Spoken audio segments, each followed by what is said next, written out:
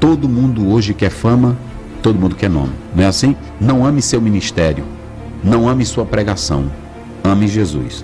Porque eu tenho que saber que eu fui chamado para esse ministério. E nesse ministério eu não vou ter glória. Nesse ministério eu não vou ter status. Esse era um pastor para ser um pastor mais decepcionado e triste no mundo. Paulo foi abandonado por grandes companheiros do ministério. Paulo foi abandonado pela igreja. Então é o seguinte, é porque ministério não é lugar para eu ser celebrado. Ministério é lugar para eu morrer. Esse é o título preferido de Paulo. Irmãos, esse vídeo é uma lapada para quem pensa que o chamado pastoral é para qualquer um.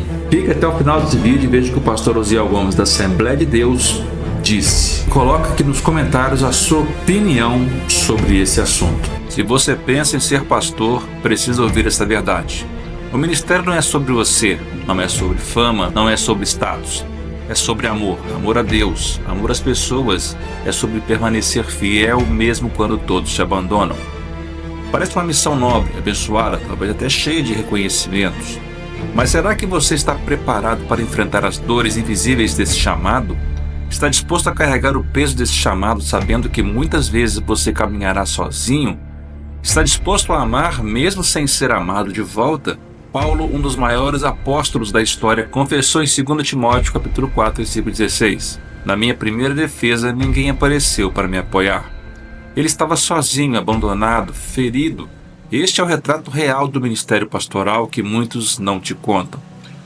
Hoje vivemos uma geração de líderes que, ao menor sinal de críticas, desmoronam, que esperam aplausos, mas não estão prontos para as feridas. Quantos pastores estão desistindo porque entraram com expectativas erradas, porque acreditaram que o ministério era um caminho de glória, mas na verdade é um caminho de entrega? Se a sua resposta for sim, entenda algo. O verdadeiro galardão não está aqui, não são os elogios, não são os likes. O verdadeiro prêmio está guardado no céu. Assista até o fim e descubra as lições que todo pastor precisa saber para vencer os desafios do ministério pastoral. Porque antes de amar o púlpito, você precisa amar Jesus. Veja o que o pastor Osiel disse. Me mostra um pastor de igreja grande ou de grande ministério que ele prefere o título servo. E aí quando você vai para Romanos 1, Paulo está lá. Paulo, e ele piora o texto. Ele piora. Paulos, doulos, apóstolos Cristo. Paulo, apóstolo. Aí ele vai dizer doulos, servo. Escravo. Esse é o título preferido de Paulo. Porque não há atrativo em servo. O que é atrativo? Está aqui o pastor Osiel, um grande erudito, homem de Deus, já viajou por vários países, e esta noite a igreja quer receber esse especial. Eu quero isso. Não é assim? Enche os olhos e o coração. Está aqui o maior teólogo, que é best-seller, a obra dele. Vamos receber. Eu quero isso. Mas será se eu quero o que Paulo queria? E aí como é que Paulo termina o ministério dele? Começa rico, porque Paulo era de família rica. Sim. E termina pobre, abandonado, tuberculoso, sozinho. Meu Jesus. Aí na prisão, capítulo 4 de 2 Timóteo, ele dá uma retrospectiva. E diz assim, na minha primeira defesa, ninguém apareceu. Esse era um pastor para ser um pastor mais decepcionado e triste no mundo. Paulo foi abandonado por grandes companheiros do ministério. Paulo foi abandonado pela igreja. Na minha primeira defesa, ninguém apareceu. Se hoje Paulo fosse vivo, tem estatística aí, estatísticas, tantos pastores se dando nos Estados Unidos, tantos pastores se matando, mas você sabe o que é?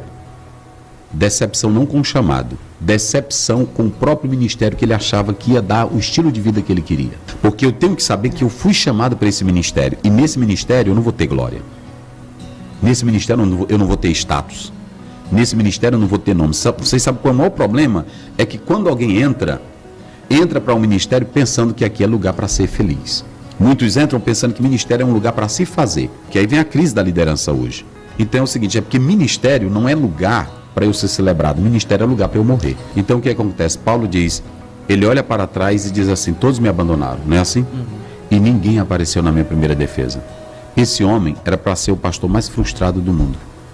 Meu Deus. Lógico, não é isso? Hoje tem pastor que se um membro, aí ele pergunta, se o membro criticar ele adoece. Ele não aceita crítica, ele não aceita opinião numa reunião. Eu estou errado? Ah, não. Ele não aceita contrariedade na mensagem dele. Termina o culto, ele fica perguntando, e aí, irmão, o que você achou da minha mensagem? Né? Meu Deus. Me diz aí, É triste, você, não é assim? viu? O que, É que você triste. diz aí? Todo mundo hoje quer fama, todo mundo quer nome. Não é assim? Sim. Não ame seu ministério, não ame sua pregação, ame Jesus. Amém. Porque quando eu amo meu ministério, eu vou trabalhar para mim. Quando eu amo a minha pregação, eu vou trabalhar para eu me tornar famoso na pregação. Por isso que Jesus disse para Pedro, tu quer pastorear? Ame primeiro. Sem amor, você não vai para lugar nenhum. Aí se vocês analisarem, por que que nós temos pessoas que não são pastores e que doaram a vida por pessoas e morreram pobres? Porque elas tinham amor. E aí o que me envergonha é eu saber que eu sou um pastor, tenho vocação espiritual, e a pessoa que não tem essa vocação ser melhor do que eu nesse lado. Tem muita gente me ouvindo, de muitos pastores.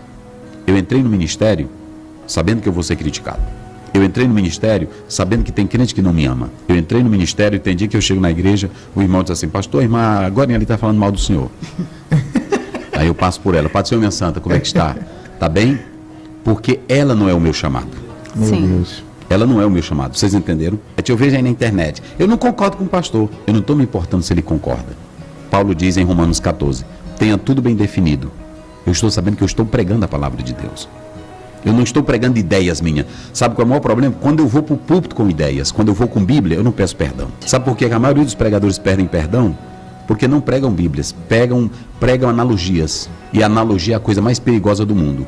Sabe qual é o maior problema? É que às vezes eu pego o texto bíblico e eu invento o que ele não está dizendo. E aí quando eu invento, pastor Felipe, o que ele não está dizendo, aí eu vou ser massacrado. Não pregue sobre Coca-Cola, o vidro de Coca-Cola. Não pregue sobre o shampoo. Pregue a Bíblia. Porque é o seguinte, se você pregar a Bíblia, a autoridade do pregador não está na voz, não está na fala, não está na oratória. Está no que a Bíblia diz. Na palavra. Na palavra. Eu posso... o irmão perguntou para mim, pastor, você não tem unção quando está pregando? Eu disse, o que é unção na pregação? Unção na pregação é simplesmente eu falar o que a Bíblia diz. Porque quando Jesus vai debater com o diabo, Mateus 4, 1 a 10, Ele só recita a Bíblia. ele só disse assim, está escrito, está escrito, está escrito, está escrito. Paulo tinha decepção? Não.